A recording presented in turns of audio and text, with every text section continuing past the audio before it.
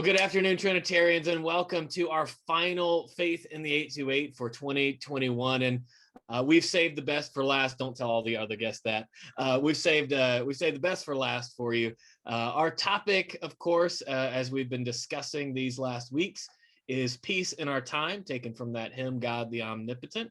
And we are discussing, what does peace look like in our moment? We know that sometimes it feels really perilous right now with our political situation, with the virus situation, with the conflict in the world. And so we've gone through a real journey during this Lenten season to talk about all the aspects of faith, all the complexities of having difficult conversations with people who disagree with us. And we thought, why not talk to our own bishop about this conversation? Because Bishop, you have a background in peace and in an interesting way. We've talked to the former bishop of the armed services, and now we're talking to, I think, maybe the only bishop with a law enforcement background. Not sure about the only. I mean, there's a few others in the house, but yeah, there's a few of us with a background in law enforcement. Well, so thank you for being with us today and being a part of our series. Great to be here. Always great to see the wonderful folks at Trinity, although we've not really seen each other, but you know what I mean. That's right. That's right.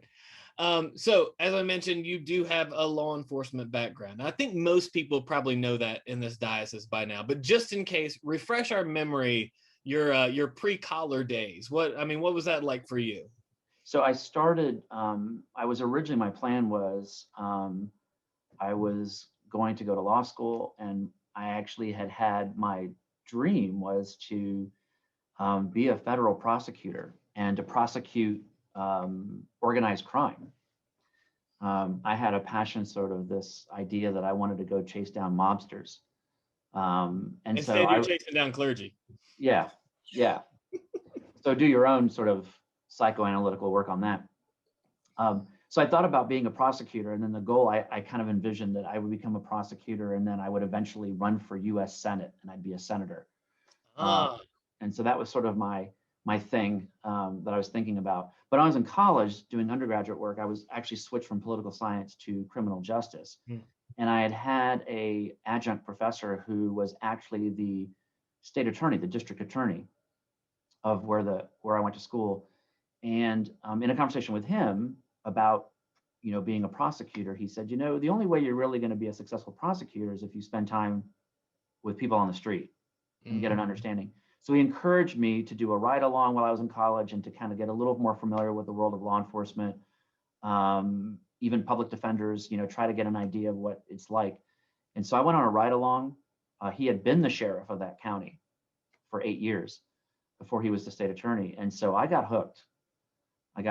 And so I got a fellowship or an internship with the sheriff's office. And then the next thing you know, they're saying, hey, would you want to be a deputy sheriff? We'd sponsor you. So I went to the police academy and became a deputy sheriff. And actually, I became a deputy sheriff right as I was turning 21. Wow. So the joke was by my fellow officers that, they used to joke and say, do we need to buy your ammo for you? You're probably not old enough. So that's where I started. So I was a police officer. And then after I got married, I went to the Justice Department. I was with the Justice Department for about 8.5 years, working in a variety of areas, organized crime, domestic terrorism, white collar crime, and then was doing that. And then ultimately from there, I went to seminary in 2002. Wow. So that's quite a journey. Working in law enforcement for as many years as you did, I have to think that you were at the intersection of how complex peace can be. A lot of us lay folks in this world of law enforcement and criminal justice, peace can be a very simplistic concept to us. But you probably saw more than most the need for peace, what happens when it's absent, what happens when peace requires force. So what is that like to have that perspective? How did you wrestle with that as a person of faith in the midst of that? And what did it teach you about the nature of peace that maybe somebody like me who wasn't involved in that career field may not know about? There's so many levels to kind of approach that. because I think, what's fascinating about this is that I really believe that my time in law enforcement deepened my faith and actually led me to seminary ultimately. Because I think one of the things is that at the end of the day, you recognize that you're dealing with humanity at its worst, at its best, at its most vulnerable. And, TV does a certain thing to and people think that's what the life of law enforcement has nothing to do like you see on TV. We're not pulling our guns out all the time. Most of it is literally interactions with people. And there's a recognition at a certain point when you're in law enforcement that you recognize the difference between you and the person that you may be taking to jail is not that far different. Had it not been for a series of circumstances or choices along the way or family, you start realizing that line is very thin between you and them. And then there's a recognition that you're driving a car that can go really fast. You have lights on top. You can stop anybody. You have a loaded weapon at your side. You have the ability to put somebody in jail and infringe on their civil rights. You recognize the magnitude of that responsibility. And I would tell you the vast majority of officers recognize the awesomeness and the authority and are very much respectful of what that means. And so what you discover is you become an agent of peace. Your modality isn't to put people in jail. Your modality is to serve people in need. And the police were the ones that always got the call when nobody else got the call, or they didn't know who to call. Right. So you're playing counselor, marriage therapist, right. The parent. And so you're seeing people in vulnerable situations. And so one of the things they always taught you and train is you're always looking to de-escalate. You never want to escalate. So your mindset is to create calm and peace, sometimes by your very presence and sometimes by how you choose to respond. So you become very well aware of how much you are human and they are too, and how much you're very similar, and how much the inherent authority you have the ability to determine which direction something goes. Yeah, I mean, as I think about it, I was a journalist, and we would often hear the calls come across on the scanner. I mean, our law enforcement officers, our peace officers, were being called out to domestic disturbances. They were being called out to mental health emergencies, or just welfare checks of people who haven't heard from their elderly neighbor for a couple of days. And really, or somebody's trash can is in their property and that they should take their trash. And a police officer really does stand in this moment where, depending on how they approach a situation, it can either explode and then that's what's on the nightly news, or it can de-escalate and resolve and nobody ever hears about it. And we don't hear about the ones that get resolved easily and peacefully, of course. So I mean, there's a lot writing on almost every interaction, it seems like. And part of it too is, I mean, I was convinced that if you were smart enough about it, very rarely did I have to use force, because it's how you approach the conversation. It's how you approach the scenario. And so a lot of times you kind of just de-escalate by the way you talk and engage. It's the same things we do every day in life with people that we may be having difficulties with, or in our own parish communities, how we approach something. And so what's interesting is I learned, one, that my faith was deepened because sometimes the things you see, you just have to say, God, I don't know about any of this, but I just have to believe that there's a purpose, right? But the other thing you recognize is I thought about the song we used to sing when I grew up as a Catholic, let there be peace on earth. And the line was, and let it begin with me. Right. You recognize that when you think about peace in the sense of the absence of war or conflict, if you will, right. What you really recognize is peace is about calm and tranquility, and you become the agent.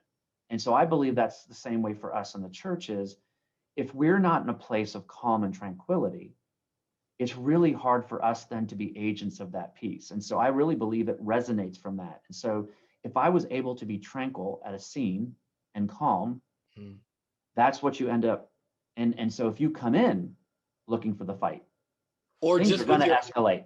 Or with your anxieties up. Or the anxieties. I mean, anxiety can radiate off someone in a moment of conflict. Absolutely. And here's the other thing too that I used to always say, and I say to people all the time, just because I was in law enforcement doesn't mean I didn't care for the people that I even put in jail. Right. And I used to say that, I slept fine at night. And if somebody had to go to jail, they belonged to be there for a variety of reasons. But I also would do things like write in my report that they were cooperative, and then find ways and suggest to the prosecutor that they should go to treatment and maybe not get charged. And, because you learn these stories and you recognize that I have a cousin that's similar situation.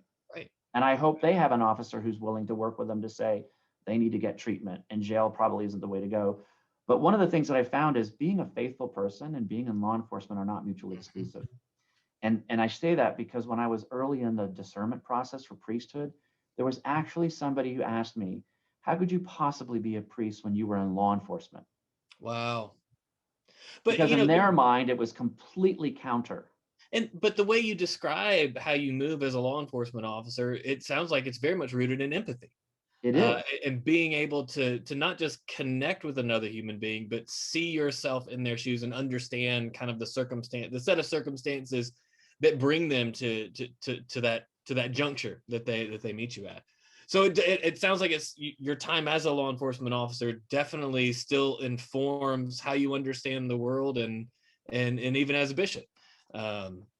Absolutely. And I will tell you, I remember some of the more difficult scenes. And I remember, even like a car accident, where I'm first on the scene and ambulances are coming and the person is dying. Yeah. And I could tell you the number of times I prayed for the person as they were dying on the side of the street, and just telling them to hang in there and just praying and comforting them. And, that stuff sticks with you, man. And I don't care. Yeah, it does. It's another human being, and it's more apparent. And so one of the beauties of ministry and one of the beauties of law enforcement that I experienced is you are part of very sacred moments. Yeah. It may be messy. Right. It may be complicated. There may be a right and wrong, if you will, but you're still in something very vulnerable and very real, and where humanity is really coming right in front of you. I mean, you think about scenes of accidents or the aftermath of violence that you come onto as a scene. Like you're in the midst of a traumatic moment for folks, and being a presence of peace and steadiness and calm in the midst of that is very much ministry. The ministry of presence, the ministry of being calm. Same, we talk about that in ministry. Did anything change as you made that transition? I mean, what changed for you as you made that transition from law enforcement to ministry, particularly in regards to peace, or did it? I mean, did they just kind of naturally carry over? There's a lot of carryover, because I think at the end of the day, we're in the business of people. And you recognize when you work with people and when you're on the street or you're dealing with people in law enforcement, it's not always so easy and clear. And it's complicated. So you learn that there is complexity. You learn that there is story to everybody. Again, you can still enforce and do the job you need to do, but you recognize there's a story there. Right. And so if anything, I think I came into ministry much more aware of humanity. And I think I had the experience of where I've been with people at their worst. And I've been in moments where faith can be challenged, and it should be challenged, and people questioned it. And so what I brought to me is the fact that I really believe that how we bring ourselves into something and how we choose to respond to it makes all the difference. And so the call of discipleship, the call to enact a sort of love that often goes in places that we just really don't want it to, but we know we have to bring it into. I think you just become much more aware of what you bring into it and the importance that you have to read and look at everybody as a person, as a creation of God. Again, and I think this is where people struggle, even in situations as a bishop where I've had to deal with tough situations, holding somebody accountable and loving them are not mutually exclusive. And so I think one of the things I modeled is you can have those both tensions. And so, and then it also just, I think, heightened my skills that I can come now into conflicted situations and I don't get easily worked up, because when you're in a real sort of life and death, coming into a vestry that's upset doesn't really throw me off. I'd much rather have that any day of the week than, so it's kind of the joke is like when you have a gun pointed at you, an angry vestry just seems a lot less I was going to say, I don't know many vestries that are packing heat and, That's right. and I Yeah, mean, or if they are, they're advertising it. right. We are not, we're the Diocese of Western North Carolina, not the Diocese of other states that shall remain nameless. Yeah. Um, Yeah. um, But anyway, you just put things in perspective is what I'm trying to yeah, say. yeah, So if anything, absolutely. that sense of calmness and that sense of what you bring into a situation, you realize the importance of that. And it's the same in the church. Yeah, It's somebody at their most vulnerable, somebody who's grieving, somebody who's angry.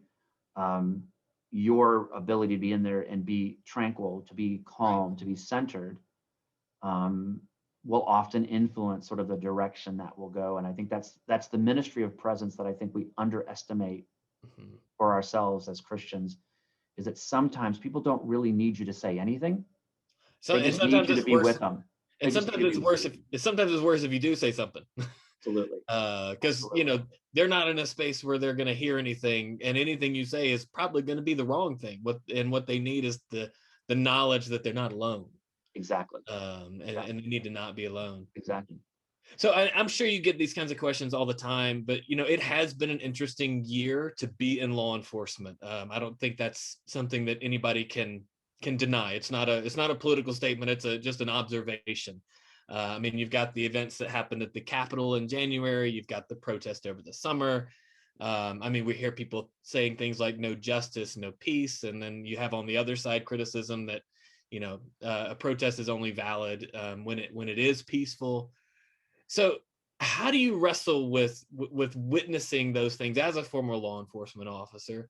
Strikes me that maybe we have some different definitions of and assumptions about peace in our culture. Yeah. So what does peace look like in our moment to you?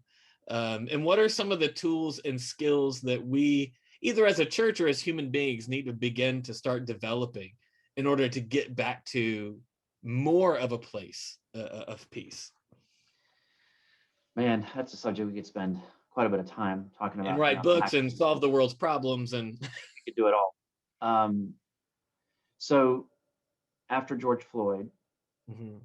the killing of George Floyd, and it was a killing, and I say that as a former law enforcement officer. That was a murder. Yeah. Um, we found ourselves once again. Sometimes what we often do as a society is we want to run to a corner. Mm. The heck with the police, get rid of them all. They're all thugs. They're all violent. Or the other side, which is, how dare you do that? And look at this other group. And so we just want to pick somebody to get angry at and blame. Yeah, we want a scapegoat. And it's never, ever, ever that simple. And the complexity of this past year has been that while there's been this accountability of police and vast majority in their departments who have done remarkable things. I mean, I look at what was done up in Camden, New Jersey, and I was with the Justice Department at the time. It was completely just flattened. Everybody was terminated. They started from fresh, and they become a model of a new way of being, right?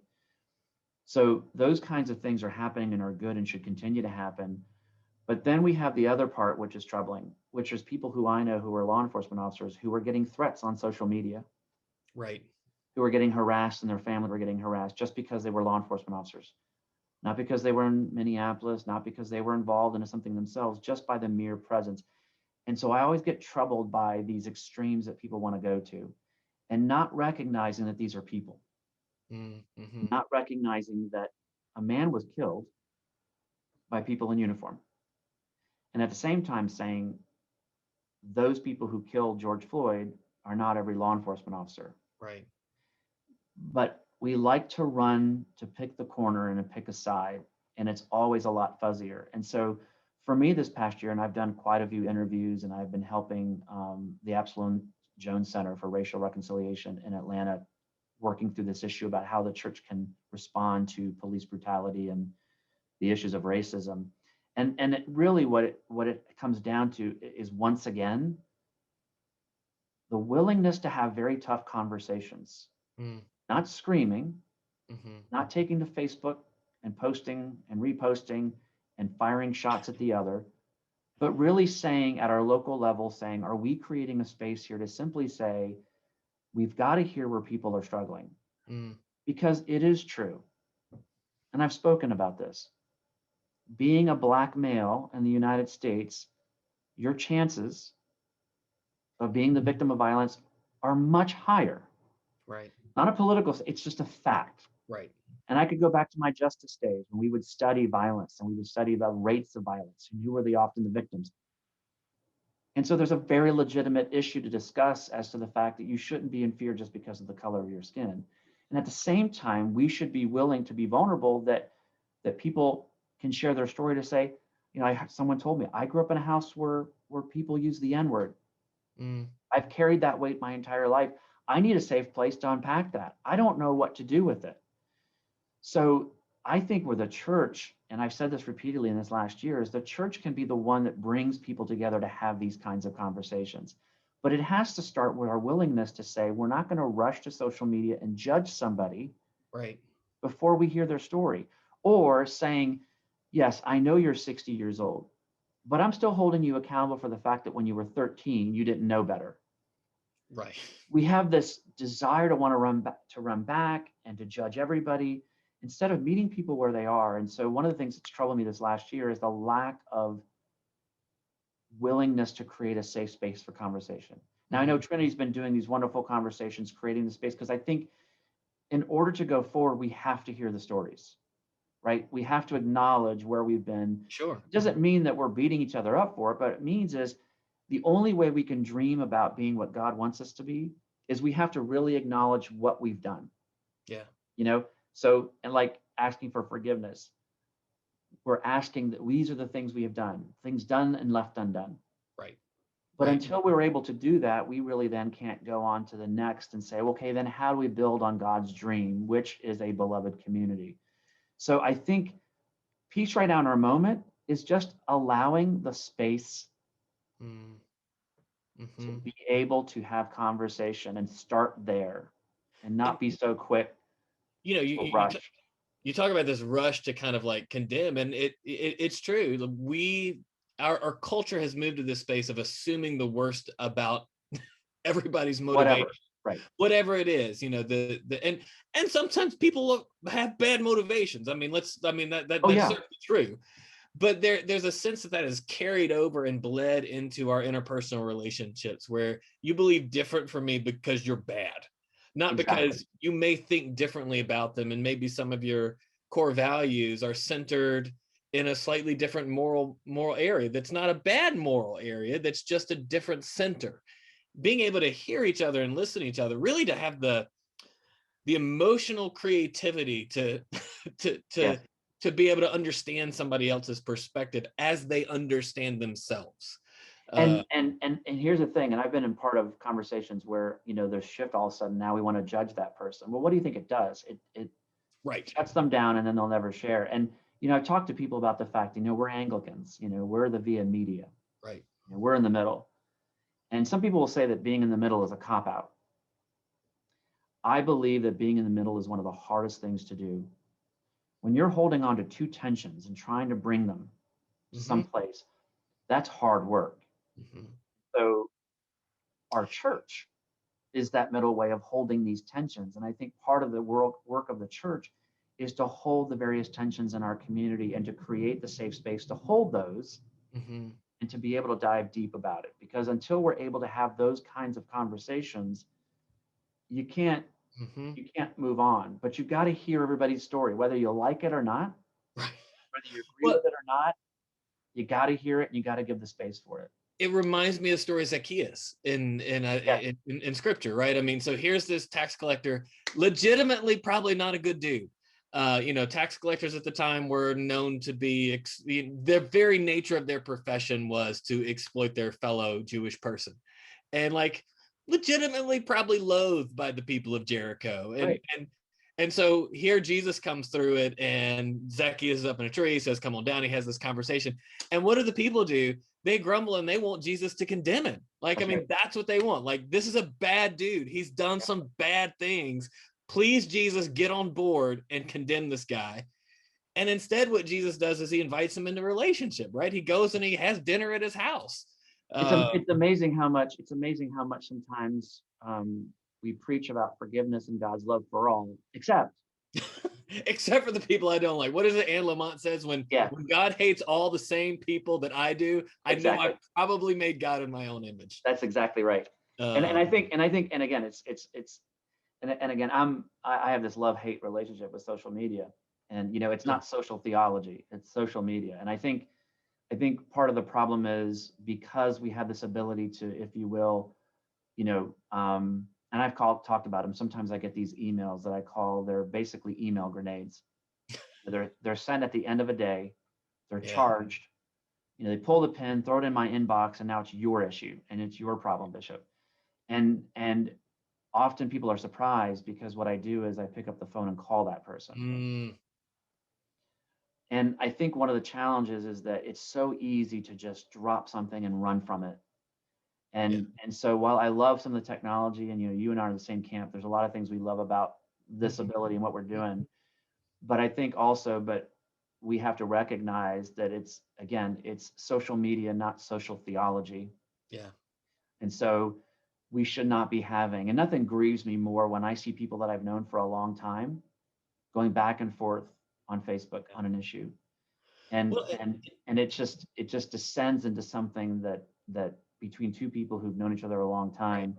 And so I think part of the finding that while it's good to share information and we're having access to stuff, we got to do the rough stuff of basically saying, Christian community, Bishop Desmond Tutu always said, about the Anglican Church, we're best when we're face to face. True. And True. I think that's the part we have to reclaim.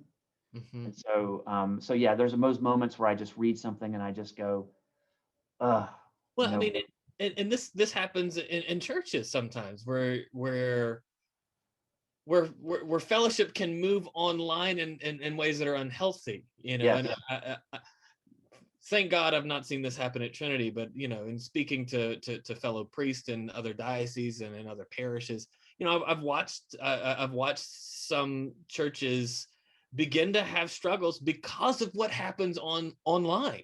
Yeah.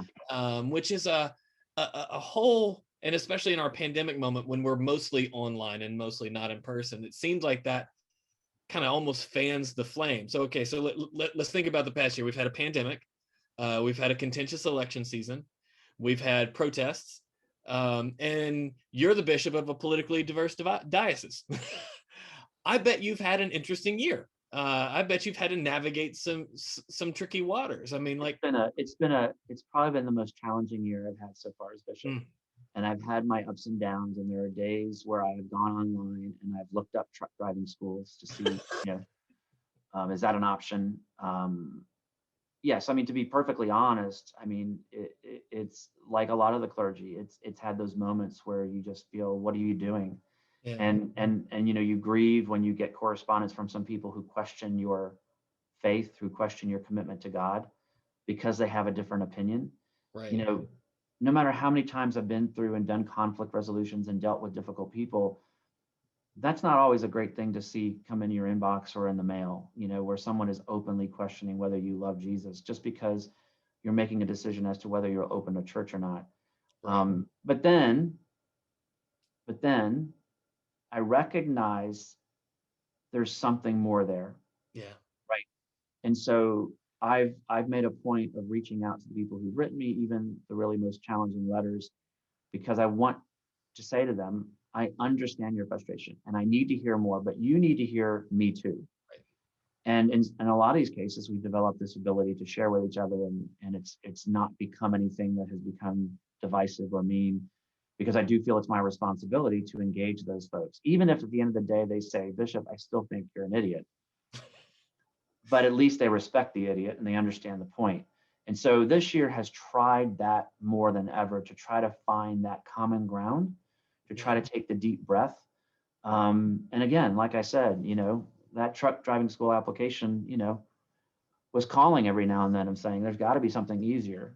And, it strikes me that, folks, we're all grieving, basically. I mean, we're grieving the loss of something, which is the in-person gathering. I mean, everybody is, every priest, every bishop, every person of faith is grieving some of the stuff that we've lost in terms of our community and our connection. the digital stuff has been great and wonderful, but it's not the same. I mean, it's certainly not the same. This will be a part of the future, but it's not the same. I mean, and so being able to kind of de-escalate somebody who is expressing their grief by externalizing it to criticism to you strikes me as both you have to be a pretty centered person to do that, but also it's this opportunity to connect with someone.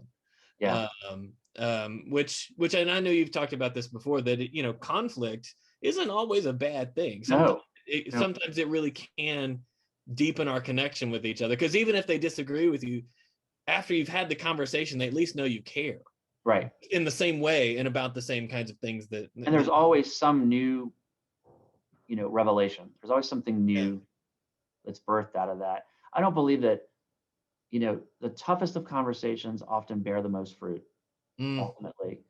And why I think the church needs to do, and what Christians do, is to have those tough conversations, right? Because here's the thing, I just said to somebody this morning, look at the last year, right? We're still here. Right. Church is still here, right? And so we may not have thought that in our lives we'd be dealing with this, but think of the people who lived through wars. Think of our family members who are alive and went through all the complexities and all the various challenges. So I mean, well, and there's a resiliency there, but at the same time, there's got to be a willingness to have a very difficult conversation, and then to say, where are we together as a community? And so there's also that potential to open ourselves up to wisdom from places where maybe we wouldn't have looked initially. I have a friend who works with refugees. She's in Canada, and she said that one of the things that she learned at the beginning of the pandemic is the uncertainty that she was feeling was something that these refugees had felt their entire lives, and so they had some coping mechanisms that were a gift to her. As she was kind of freaking out about everything, as we all were at that time, they were able to have this steadying hand. So here she was as the priest who had brought some of these refugee families in to minister to them, and then the pandemic starts and they're ministering to her. And it was just such a beautiful thing to kind of think about, that here in the pandemic, some of the power dynamics almost got flipped, and those who have suffered in our world the most had the most to offer in those moments. And the recognition, the other thing I've told people too is that, I think in this past year, I think I've been able to sort of see the small graces that I think I took for advantage, the simple things. Yeah. It's kind of like somebody, saying, I've decided I'm going to buy a new car, and I made up my mind. I'm buying a Toyota Camry. And did you notice, by the way, that there's Toyota Camrys everywhere? And you say, the same Toyota Camrys have always been there. The difference is you're looking. You notice them. Yeah. And I think we've gone through this whole thing of sort of saying, where's God, where's God, where's God? And going, right in front of you is God. In the conversation you had with a neighbor, in the simple gift that someone gave you. And so, I've said to people that during Lent, and so I'm confessing, I've not given anything up. I feel like I've been giving and giving and giving. I'm a practicer. I practice Ignatian spirituality. Right. And Father James Martin, who's a well-known and writes a lot. He's got a great blog and podcast. He wrote the book, the Ignatian Guide to Just About Everything. And so he said, maybe for Lent this year, this is what we just simply got to do. Be nice. Assume the best in everybody, and just simply be nice. Stop obsessing that you think you're going to be a better Christian because you didn't have chocolate. And actually start talking about what you're going to take on. And he said, how about this? Just simply be nice. Approach people differently now because of what we've lived through. Everybody has struggled. So if we can just individually be nice, give people the benefit of the doubt, that's a start. And, it sounds easy, but, it's hard. it can be really hard, especially, because I think, especially because we're all coming from a place of woundedness and pain right now. Absolutely. And to use your woundedness or pain to reach out in terms of kindness and niceness and generosity actually requires a good bit of work to deal with. Nice is hard. Because it's a lot easier to lash out of my own pain and woundedness than it is to kind of go, let me meet you in our woundedness together. That's exactly right. That's a lot harder. That's a lot of work. And It that's is. why it's either just that's why we tragically see some people just dismiss the other. It's a Yeah. lot easier to dismiss and not deal with it. Yeah. It's so easy to do that. It's a lot harder to say, okay, David, you said Hmm. X, Y. I want to hear why you said that. Yeah. Why do you? That's a lot harder because we may not want to hear what you have to say, and we just Got it. simply just like, I don't want to deal with it. And you got to believe the other person's a real human. That's right. And not That's just this cardboard cutout true. of whatever you want to project onto that other person. And I Uh, think, not to get into the partisanship, but I think one of the things that was the most disappointing during this political season um, was for me personally watching people that I know mm, and that I've known for a long time um, being at such odds yeah. that an election got in the way of a long time friendship. That's what I grieve. And I think that's the part that I think we got to stop picking camps to be in. Hmm.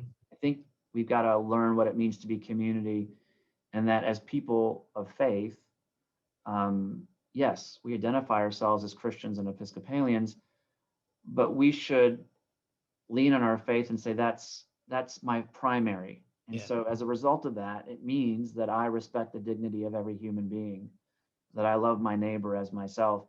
Let that be the starting point. And so what was grieving for me is to see people that I've known a long time Hmm.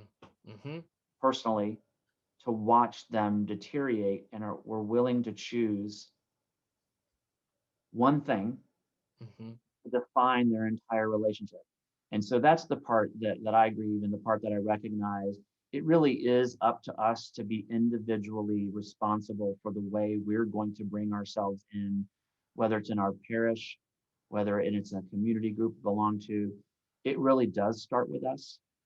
Hmm. And if I don't have peace, Hmm. tranquility, and calmness of my own spirit, and to recognize and believe that I am loved by God and I am a valued Hmm. child of God, if I don't have that and I don't bring that in, you see where it starts to just have this. And so I think we've got to be good with ourselves first.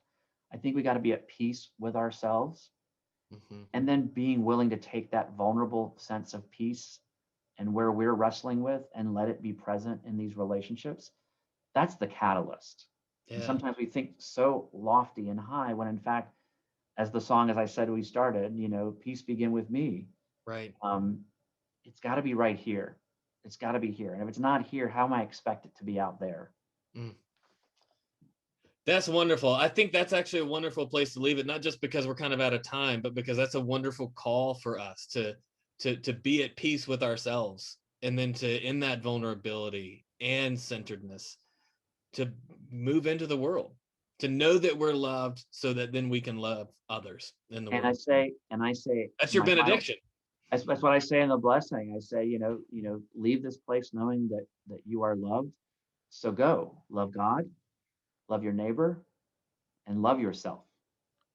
You forget that part. Yeah. And so Well, anyway, that's where it's got to be. friends, you heard the bishop. Go love your neighbor, love yourself, love God. That's a Amen.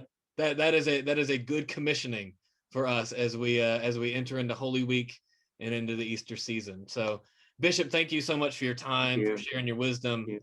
for a wonderful conversation. Thank you so much. Appreciate it, brother. Blessings. All right, we'll see you guys soon, and we'll see you guys later. And just before we leave, just to let everybody know, on Pentecost Day, Bishop Jose will be with us for his visitation, and more details on that will be coming out. So we look forward to being able to see you in whatever way we can at that point. Absolutely. All right, bye-bye. Peace.